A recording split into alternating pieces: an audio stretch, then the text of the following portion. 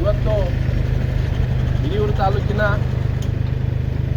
ನೀರಿಗಾಗಿ ಹೋರಾಟ ಅನ್ನುವಂಥದ್ದು ಇದು ಕಳೆದ 5-6 ವರ್ಷಗಳಿಂದ ಭಾಳ ದೊಡ್ಡ ಪ್ರಮಾಣದಲ್ಲಿ ಹಳ್ಳಿಗಳಲ್ಲಿ ಕೂಡ ಹೇಳ್ತಾ ಬಂದಿದೆ.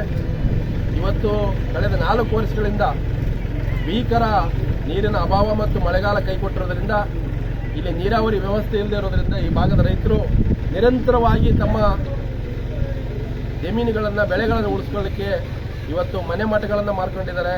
ಅವರ ಹೆಂಡತಿ ಮಕ್ಕಳ ಮೈ ಮೇಲೆ ಇರ್ತಕ್ಕಂಥ ಒಡವೆಗಳನ್ನು ಬಂಗಾರಗಳನ್ನು ಕೂಡ ಒತ್ತೆ ಇಟ್ಟು ಇವತ್ತು ತಮ್ಮ ತೋಟಗಳನ್ನು ಉಳಿಸುವಂಥ ಪ್ರಯತ್ನ ಮಾಡ್ತಿದ್ದಾರೆ.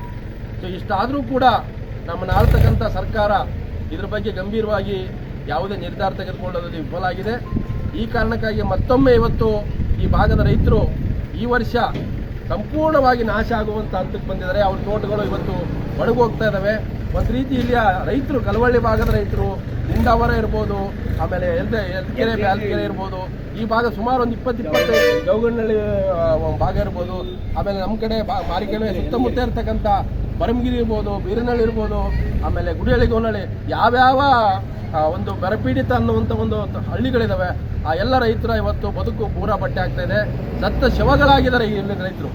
ಸೊ ಆ ರೈತರು ಇವತ್ತು ಸುಮ್ಮನೆ ಜೀವಂತ ಶವವಾಗಿ ಉಳ್ಕೊಂಡಿದ್ದಾರೆ.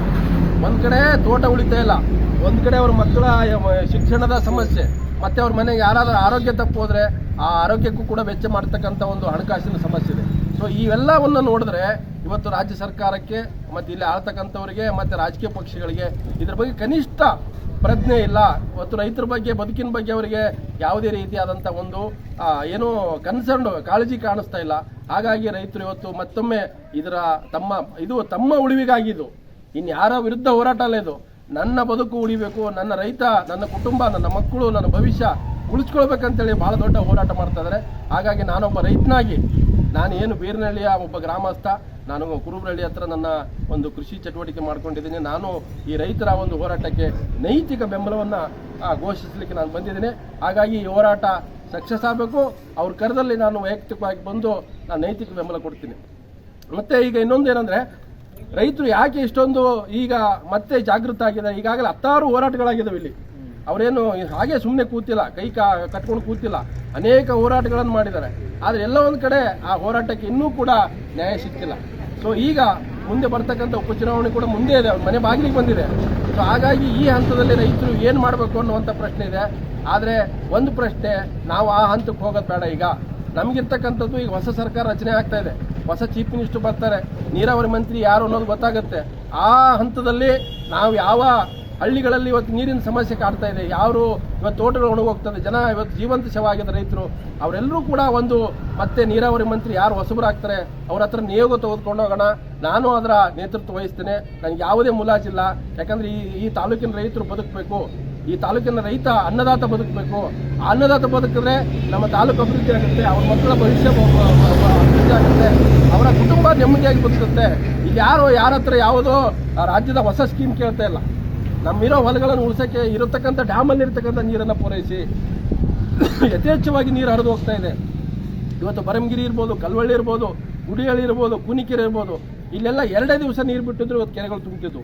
ಇವತ್ತು ನಿಮ್ಮ ಭಾಗದಲ್ಲಿ ಬಹಳ ಹೀನಯವಾದಂಥ ಪರಿಸ್ಥಿತಿ ಬರ್ತಾ ಇದ್ದು ನೋಡಿದೆ. ತೋಟಗಳೆಲ್ಲ ಒಣಗೋಗಿದ್ದಾವೆ, ಎಲ್ಲ ಫಸಲು ಕೊಡ್ತಕ್ಕಂಥ ತೋಟಗಳು ಹೋಗಿದ್ದಾವೆ.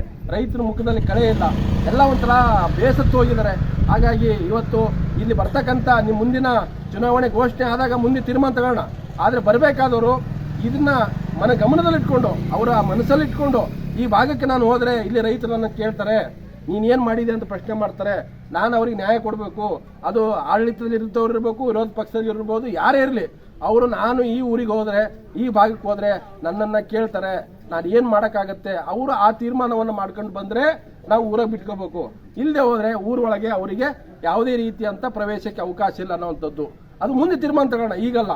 ಈಗ ನಾವು ನೀರಾವರಿ ಮಂತ್ರಿ ಹತ್ರ ಆ ಟೆಕ್ನಿಕಲ್ ಏನಿದೆ ರಿಪೋರ್ಟು, ಕಲ್ವಳ್ಳಿದ್ದು ನೀರಿನ ವಿಚಾರ ಎಲ್ಲಿಗಿದೆ, ಅದರ ಆರ್ಡರ್ ಏನಿದೆ, ಯಾವ ಹಂತದಲ್ಲಿದೆ, ಅದನ್ನು ಮಾಹಿತಿ ತಗೊಂಡು ಒಂದು ವೇಳೆ ಅದು ಹಂತದಲ್ಲಿ ಅರ್ಧಂಬರ್ಧ ಆಗಿದ್ದರೆ ಆದಷ್ಟು ಬೇಗ ಅದನ್ನು ಮಾಡಿದ ನಂತರ ಅವರು ಆ ಕಾಮಗಾರಿ ಸ್ಟಾರ್ಟ್ ಆದರೆ ಅವರು ನಮ್ಮ ಹಳ್ಳಿಗಳಿಗೆ ಬರಲಿ.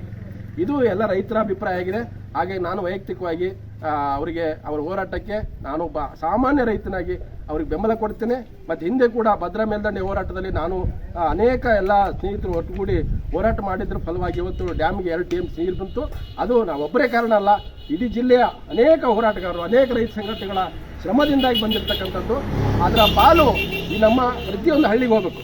ಡ್ಯಾಮಿಗೇನು ನೀರು ಬಂತು, ಒಂದು ಹಂಡೆ ನೀರಿದೆ, ಅಲ್ಲಿ ಅಕ್ಕಪಕ್ಕ ಇರ್ತಕ್ಕಂಥವ್ರಿಗೆ ನಿಮಗೆ ಒಂದು ಚೊಂಬು ನೀರು ಸಿಗ್ತಾ ಇಲ್ಲ. ಮತ್ತು ಯಾವ ಸುಖಕ್ಕೆ ನಮಗೆ ನೀರು ಬಂತು? ನಾವೇನು ಸಾಧನೆ ಮಾಡಿದ್ವಿ? 30-40 ವರ್ಷ ನಾವು ಭದ್ರಾ ಮೇಲ್ದಂಡೆ ನೀರಿಗೆ ಹೋರಾಟ ಮಾಡಿದ್ವಿ, ನಮಗೆ ನೀರು ಬಂತು. ಆದರೆ ನಮ್ಮ ಮನೆಗೆ ಒಂದು ಚೊಂಬು ನೀರು ಬರಲಿಲ್ಲ, ಒಂದು ಗ್ಲಾಸ್ ನೀರಿಲ್ಲ ನಮಗೆ. ಇದು ನಿಜವಾದಂಥ ದಯನೀಯ ಸ್ಥಿತಿ. ಇದು ಹೀನಾಯ ಅಲ್ವಾ? ನಗೆಪಾಟ್ಲು ಇದು ನಮಗೆ. ಇವತ್ತು ಶಿರಾಗ್ ಹೋದರೆ ಮೊದಲು ಕೆರೆ ತುಂಬಿಸ್ತಾರೆ, ಅಲ್ಲಿ ರಾಜಕೀಯವಾಗಿ ಪ್ರಜ್ಞೆ ಇದೆ. ಚಳ್ಳಕೆರೆಗೆ ನೀರು ಹೋಗ್ತಾ ಇದೆ, ಅಲ್ಲಿ ಪ್ರಜ್ಞೆ ಇದೆ. ಆಮೇಲೆ ಹೊಳಲ್ಕೆರೆಯಲ್ಲಿ ಪ್ರಜ್ಞೆ ಇದೆ, ಅಲ್ಲಿ ನೀರು ಹೋಗುತ್ತೆ. ಹೊಸದುರ್ಗದಲ್ಲಿ ನಮ್ಮ ಗೋವಿಂದಪ್ಪನವರು ಸಣ್ಣ ಸಣ್ಣ ಚೆಕ್ ಡ್ಯಾಮ್ ಮಾಡಿ ಅಲ್ಲಿ ರೈತರನ್ನ ಉಳಿಸುವಂತ ಪ್ರಯತ್ನ ಮಾಡ್ತಾ ಇದ್ದಾರೆ. ಆದ್ರೆ ನಾವು ಹಿರಿಯರವ್ರು ಏನು ನಾವು ಅನ್ಯಾಯ ಮಾಡಿದ್ವಿ? ಇಲ್ಲಿ ರೈತರಿಗೆ ಏನು ನಮಗೆ ನಾವು ಯಾರಿಗೆ ಮೋಸ ಮಾಡಿದ್ವಿ? ನಾವು ಯಾರಿಗಾದ್ರೂ ಮೋಸ ಮಾಡಿದ್ವ? ಪ್ರತಿ ಸಲ ಬಂದಾಗೆಲ್ಲ ಓಟ್ ಹಾಕಿದ್ವಿ, ಪ್ರತಿ ಸಲ ಬಂದ ಅವ್ರನ್ನ ಕರ್ಕೊಂಡ್ ಬಂದಿದ್ದೀವಿ, ಅವ್ರನ್ನ ನಂಬಿದೀವಿ. ಆದ್ರೆ ಈ ಸಲ ನಾವು ಮೋಸ ಹೋಗಲ್ಲ. ನಮ್ಮನ್ನ ನೀವು ಯಾವುದೇ ಕಾರಣಕ್ಕೂ ಮೋಸ ಮಾಡಬೇಡಿ ಅಂತ ಹೇಳ್ತಾ ಇವತ್ತು ರೈತರೆಲ್ಲರೂ ಕೂಡ ಬಹಳ ನೋವಲ್ಲಿದ್ದಾರೆ. ಅವ್ರ ಮಕ್ಕಳು ನೋಡಕ್ಕಾಗ್ತಾ ಇಲ್ಲ. ಭೀಕರವಾದಂಥ ಬರ ಇವತ್ತು ನಮ್ಮ ಭಾಗದಲ್ಲಿ ಕಂಡು ಬಂದಿದೆ. ಈ ಕಲ್ವಾಳಿ ಭಾಗದ ರೈತರ ಮೊದಲ ಬೇಡಿಕೆ ಅವರು ಈಡೇರಬೇಕು. ಅದಾದ ನಂತರ ನಮ್ಮ ಬೇಡಿಕೆನೂ ಈಡೇರಬೇಕು. ಎಲ್ಲ ರೈತರೇ, ಅವರು ರೈತರು, ನಾವು ರೈತರೇ. ಸೊ ಎಲ್ಲರೂ ಹಂಚ್ಕೊಂಡು ತಿನ್ನೋಣ, ಎಲ್ರಿಗೂ ನೀರು ಬರಬೇಕು. ಆ ಮೂಲಕ ನಮ್ಮ ಬದುಕುಗಳು ಕಟ್ಕೊಳ್ಳೋಣ ಅಂತ ಹೇಳ್ತಾ ನಾನು ಮಾತನ್ನು ಮುಗಿಸ್ತೇನೆ. ರೈತ ನೀರಾವರಿ ಹೋರಾಟಕ್ಕೆ ಏನೇ ಬರಲಿ, ಏನೇ ಬರಲಿ, ಎಲ್ಲಿಯವರೆಗೆ ಹೋರಾಟ, ಯಾತಕ್ಕಾಗಿ ಹೋರಾಟ, ಎಲ್ಲಿಯವರೆಗೆ ಹೋರಾಟ, ಕಲವಳಿ ಭಾಗದ ರೈತ ನೀರಾವರಿ ಹೋರಾಟಕ್ಕೆ ಕೆರೆಗಳು ತುಂಬಲಿ ತುಂಬಲಿ, ಜಿಲ್ಲಾ ತಾಲೂಕಿನ ಕೆರೆಗಳನ್ನು ತುಂಬಿಸುವ ಕಾರ್ಯ ನಡೆಯಲಿ ನಡೆಯಲಿ. ರಾಜಕೀಯ ಬೇಡ, ನೀರು ಕೊಡಿ, ರಾಜಕೀಯ ಬೇಡ, ನೀರು ಕೊಡಿ. ನಿಮ್ಮ ರಾಜಕೀಯ ನಿಮ್ಮ ಮನೆಯಲ್ಲಿ ಇರಲಿ, ನಿಮ್ಮ ರಾಜಕೀಯ ನಿಮ್ಮ ಮನೆಯಲ್ಲಿ ಇರಲಿ.